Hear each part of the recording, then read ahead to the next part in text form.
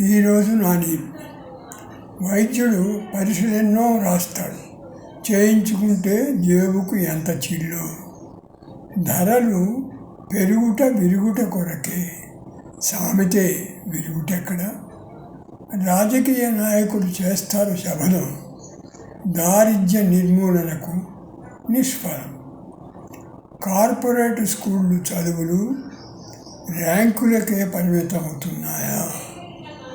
పాఠశాలలు వ్యాపారశాలలు, వ్యాపారము కానిదేముంది? ఆలింగనమే శ్రేష్టము అవతల వాని బాధ తీర్చటానికి. బ్రతకలేని బడి పంతులు కానే కాదు, దర్జాగా బ్రతికే పంతులు. పూటకూళ్ళ విద్యాభ్యాసం పోయింది, అంత అవసరం లేదు ఇప్పుడు.